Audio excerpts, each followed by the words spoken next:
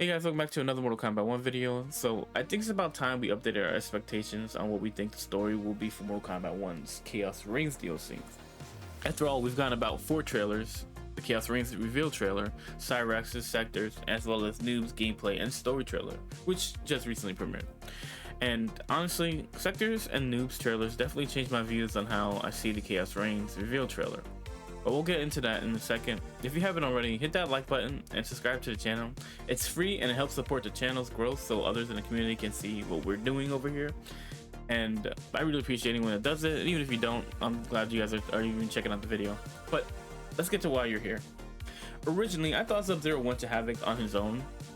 After a fight seeking more power, it just makes sense that Sub-Zero would want to go there and try and gain as much power as possible.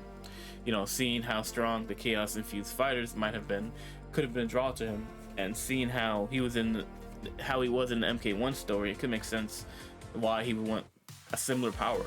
You know, he wants control and he wants to be able to have a dominant Lin Kuei.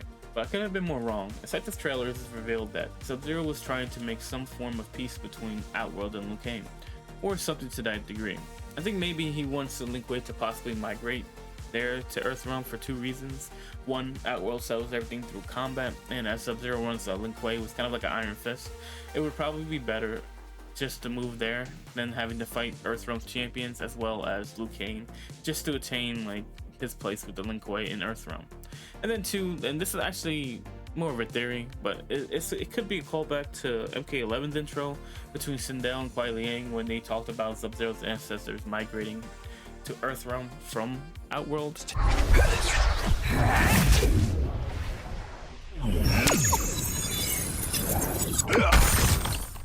Your bloodline descends from Edinia. Why did my ancestors flee your kingdom? Flee.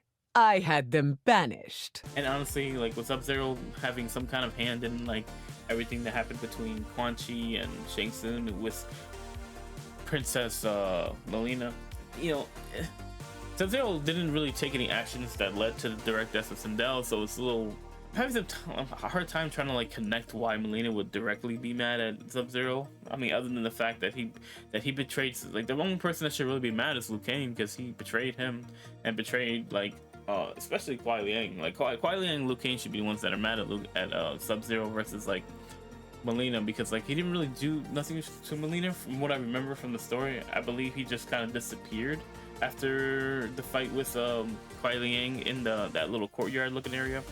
But you know, maybe something I just don't remember seeing him again outside of just like a variant version of him from a different timeline that helps Liu Kang if you pick Sub-Zero. That's the only thing I see, because I think the rest of the story I don't remember seeing him at all. So it's just be weird for me to try and like find some kind of way where it makes sense that Melina would be mad at him and holding a grudge against Sub-Zero, outside of the fact that he did ultimately become allies with people who kind of like set the events in motion, which ultimately led to the death of Sindel. So maybe like there's some kind of small inclination there where like she has some kind of grudge against that, but I don't know, like I think that's kind of reaching in my opinion, but you know, it is what it is. But anyways, going back to the actual first trailer that we got, which was the Chaos Reigns reveal trailer, the main focus was pretty much the beginning, which looked like it was the Scorpion's wedding. So I guess that's where we'll start. So initially, I had found it weird that the Lin Kuei weren't really killing, and they were actually just disarming the Shiryu and the monks, especially if you look in the trailer. When like even like in the second trailer when Bi-Han is shown, he doesn't really kill, he just immobilizes. I mean, the worst thing that he does is he freezes one of the Shaolin monks, who will eventually thaw out if you know anything about how the freeze works, especially in cutscenes throughout the recent Mortal Kombats. Which it kind of leads me to believe that his only true goal was to capture Smoke and Kuai Liang. Especially like during the attack too, it's like you see Cyrax noticeably starting to struggle with what's going on and regretting her actions. You see her struggle with what Bi-Han and Sektor have asked her to do. And in the second trailer, we find out why. Cyrax is against the attack on the wedding, as she thinks it will make others lose respect for them, especially in Earthrealm. And like she's a full-on warrior. Like she respect and honor is kind of like her thing. We have found Kuai Liang and his Shirai Ryu. They gather at the Wuxi for his wedding. Attack his wedding. We may win the battle, but find we lose the war. No one will respect us. Better to be feared than respected. But anyways, Sub-Zero just kind of brushes it off, saying that it's better to be feared than respected. Kind of like that whole Iron Fist ruling like I was just talking about. But obviously Cyrax is a warrior through and through, and it doesn't really sit well with her. So of course she would regret taking part of that attack. But either way, she is part of the Lin Kuei, so she does ultimately go along with what they're doing. And obviously at some point the Lin Kuei loses, and we don't really know what happens. But I assume, you know, she just kind of like, they just kind of retreat back to their base to try to find like form a new plan. Like obviously attacking the wedding where the Shiryu and Shaolin monks and the Titan is probably not the smartest choice. Obviously Bihan, like, I don't know if he really thought that one through, but it is what it is. I think this Bihan just ended up underestimating the combined forces of the Shirai Ryu and the Shaolin monks, which ultimately led to their defeat and ultimately caused them to retreat. But honestly, I think this will be the catalyst for Cyrax leaving the Lin Kuei and joining the Shirai Ryu with Scorpion and Smoke, which becomes even more evident when you see Sektor's trailer. In the first 6 seconds of the trailer, we see Cyrax is standing with Kuai Liang at this point instead of behind a Sektor. But before we get into that, we know at some point Cyrax and Sektor will fight. We've seen it first talked about in the beginning trailer and the Chaos Reigns reveal trailer, and then we see it again in Sektor's trailer, which I find, like, you know, I think well, not in Sektor's trailer, I'm sorry, in Cyrax's trailer we see that fight takes place. So Cyrax eventually will leaves the Lin Kuei. I think it's probably after they return back to the Lin Kuei's base after the attack on the wedding. Cyrax's trailer at the beginning and at the end, there are like 2 different sequences where Cyrax and Sektor seem to be fighting, especially in the dead woods. At first I thought they were the same sequences, however, after watching a few times, I think there are separate sequences and not from the same fight.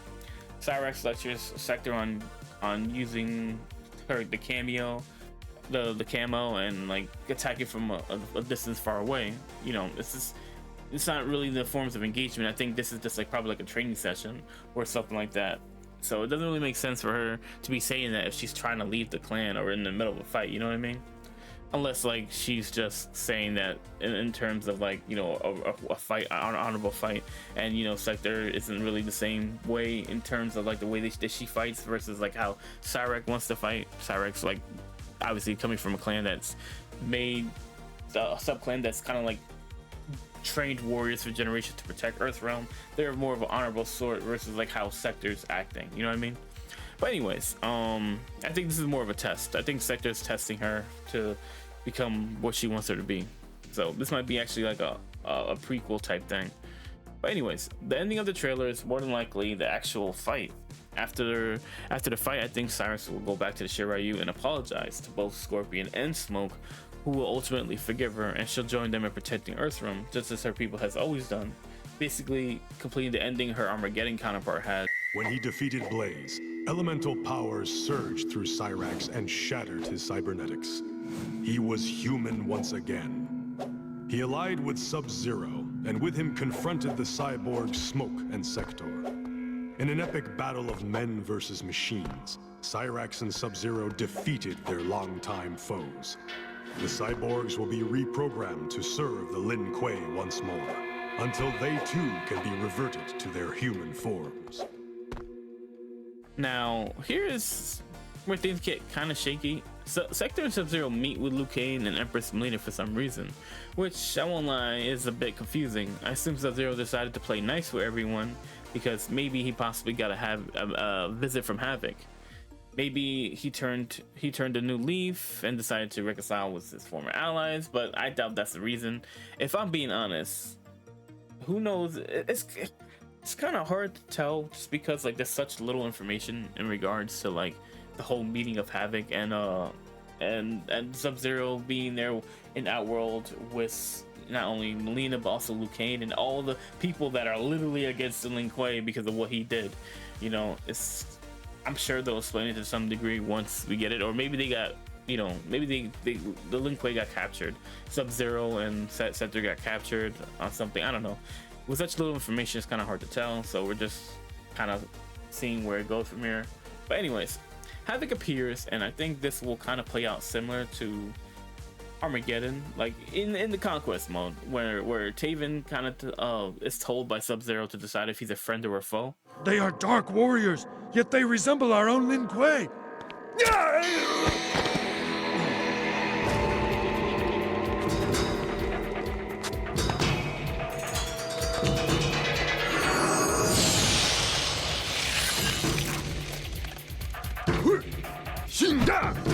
Time to choose sides, friend or foe. I'll help. Then defend the Lin Kuei temple. Smash these new intruders. I think in this case it might be like Liu Kang or probably Empress Melina, but more along the lines Liu Kang.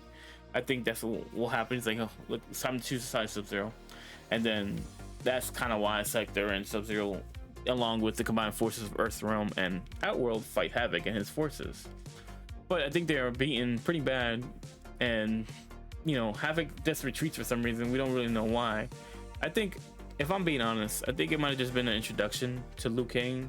He just wanted to introduce himself, and it's kind of like what happened here. But honestly, I think Havoc must have done something to Sub-Zero that made him lose, just get mad and just lose all sense of reason, because he chases him through the portal where he's trapped with no aid. And if you really think about it, Sektor had the shot on Havoc, but for some reason Sub-Zero loses his composure and chases Havoc through the portal to the Chaos timeline. When I return, there will be anarchy.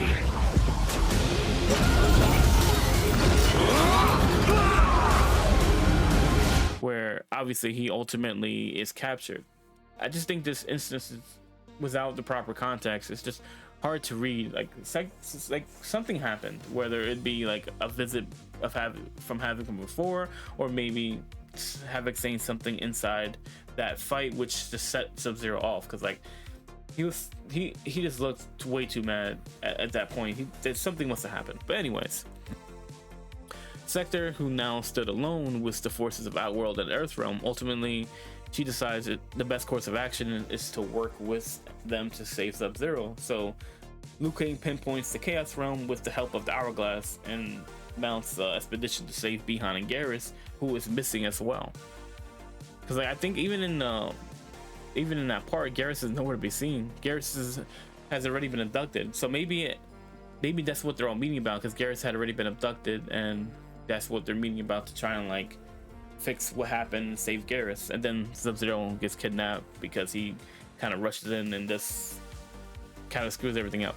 But anyways, obviously there's going to be some form of tension between Cyrax, Sektor, and Kuei Liang. That's kind of hinted at both in Cyrax's trailer and Sektor's trailer. You know, working together with, you know, your former allies has to be strange for Kuei Liang, because obviously, like, you know, they kind of like have not been going along the ways with how the Lin Kuei is supposed to act, especially Sektor. And you know, there's gonna be tension in the air about that, and until they handle that, you know, their beef. But one indication of this is during Cyrax's trailer, Cyrax and Kuei Liang get into it when Cyrax tries to explain why she follows Bi-Han instead of leaving, and why she's mad at Scorpion for vanishing. How long have we known each other? That you could ever believe You vanished without explanation. Bi-Han, my Grand Master, gave me one. You blame me for your actions? But I don't think, I do think after their fight, they'll come to terms with everything and forgive each other. Sektor, that might be a different story, because she actually feels the same as Sub-Zero in terms of like where the Lin Kuei should be standing. Sektor's only helping to save Bi-Han, which is why Liu Kang and his champions are having a hard time trusting Sektor, which is why Liu Kang just kind of asks them to trust in the fact that Sektor's longing for Sub-Zero's safe return will make her do what she needs to do to make sure the mission is a success.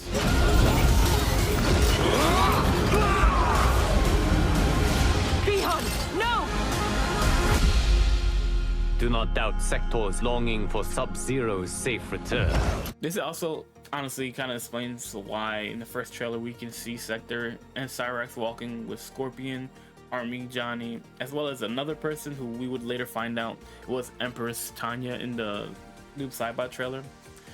But I do think anyways that, you know, even with Cyrax, Sektor, and Scorpion going into the timeline alone, I think they will eventually be able to work together and end up meeting with the Tanya and Johnny from this new timeline.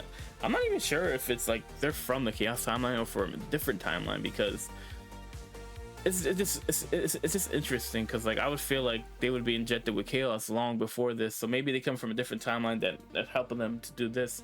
I don't know. We'll get that answer once we see the actual like story, once we get to our hands on the game. I'm definitely gonna be streaming that part. But anyways, the character who I thought was Katana, like at first, because like Tanya, before I saw the new Saibot trailer, I thought like it looked kind of blue, the color scheme kind of looked kind of bluish, so I thought, and she had like long hair, so kind of like I thought it was gonna be Katana, but it ended up being Tanya, which I think is like pretty sick, because like I like the way her costume looks in this iteration of her, because I think it just fits her so well. And like honestly, like it's probably my favorite Tanya costume we've gotten so far. But yeah, anyways, like yeah, it shocked the heck out of me, but honestly she just looks good.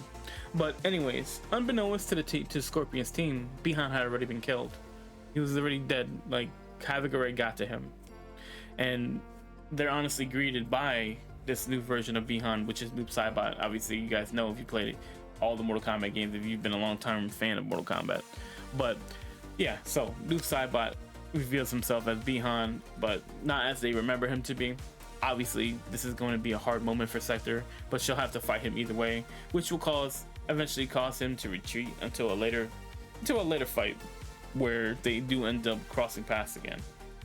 But before that, I believe 3 things will take place before that. 1, there will be a scene with Scorpion and Cyrax arguing and fighting. Obviously, it takes place in the Chaos timeline at some point. And 2, we see Sektor is protecting the refugees in what looks like some kind of refugee camp.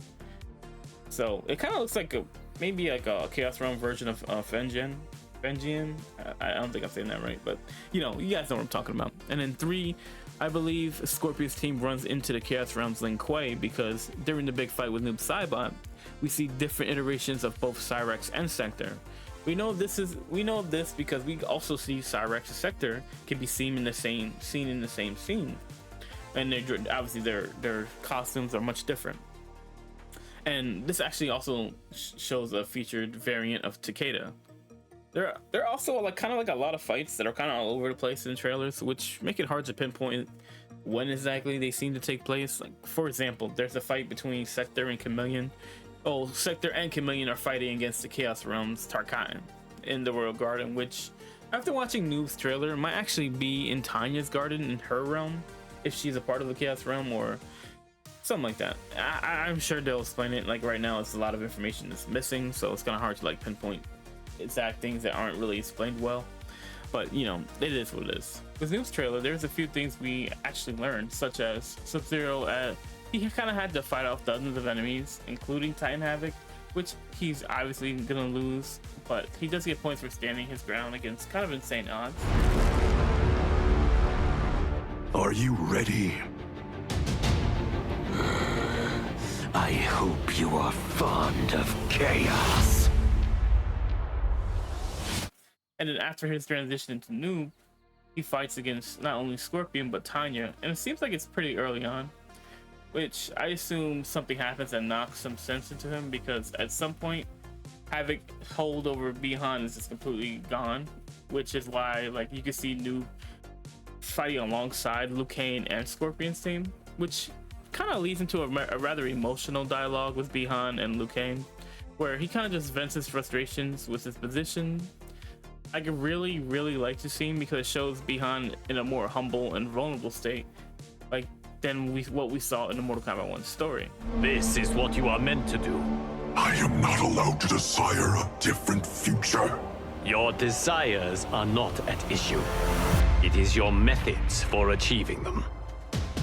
He asked Liu Kang if he's allowed to desire a different future, and honestly, this is like what is needed to happen. Bihan never really talked to Liu Kang about his problems with his role, and who knows if this could have been resolved without his death, because he was just being rash and not really thinking.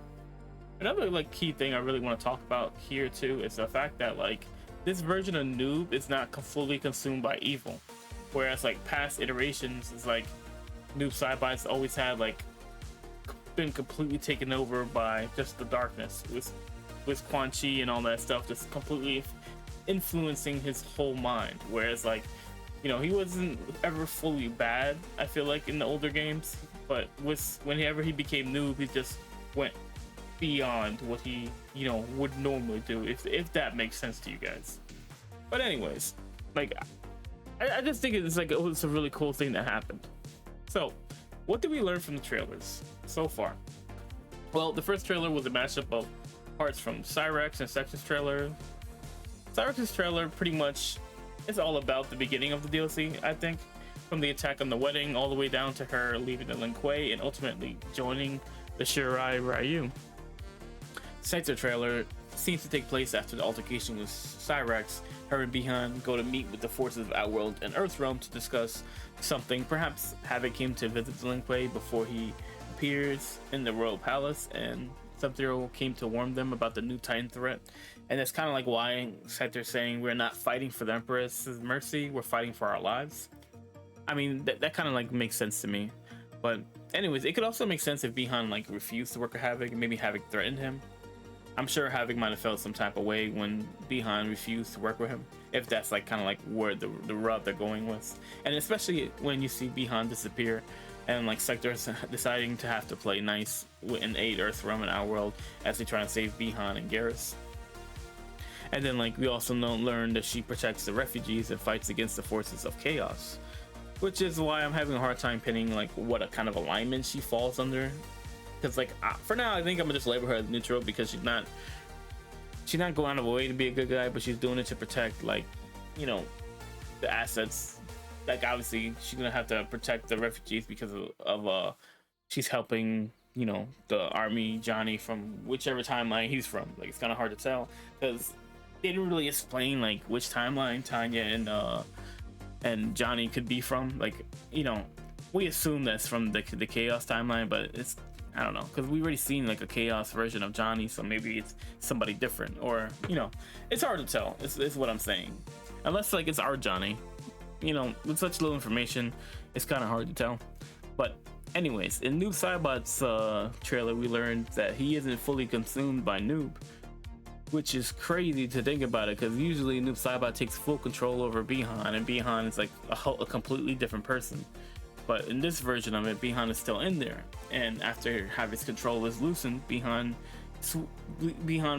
comes back out and switches sides. And after a heart-to-heart with Liu Kang, which might mean we get a possible redemption story for Bihan, well, we'll have to wait till the Chaos DLC comes out to really find out if that's a thing. But that's gonna do it for this one, guys. Like, honestly, the Chaos Reigns DLC is fast approaching too, and we'll have all our answers to what is going on in the story trailer. Well, not story trailer, but the story DLC. And just hopefully, from everything that we've seen so far, like the story looks like it's going to be more of an emotional one than the Mortal Kombat 1 story was originally. So I'm all for it. Like MK1 story, in my opinion, was kind of forgettable because it didn't really have those high moments of like making you feel something, which I think, you know, MK1's Chaos Reigns DLC is probably going to do a better job of, just from what we've seen in the short parts of the trailer. But let me know what you guys think about the Chaos Reigns story so far in the comments below, from what you've seen from the trailers and even in this video. Like, what are your thoughts on like how the story is going to go and where it's going to go?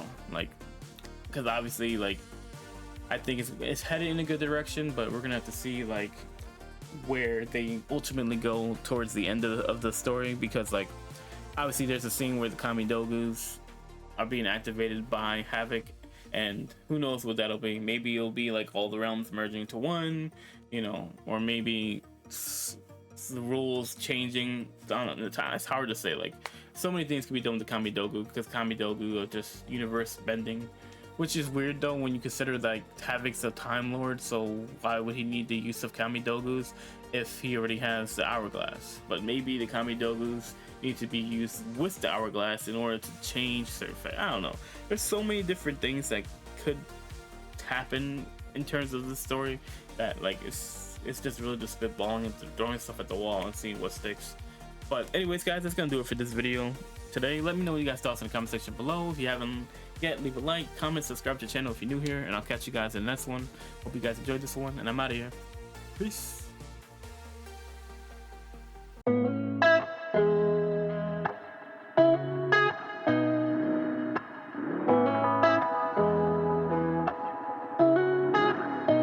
Please fill my cup. Am I really asking for much? It's been a long week, I'm looking for fun. Please fill my cup. Find me under the sun. SOS, I'm just looking for a good time. Whoa.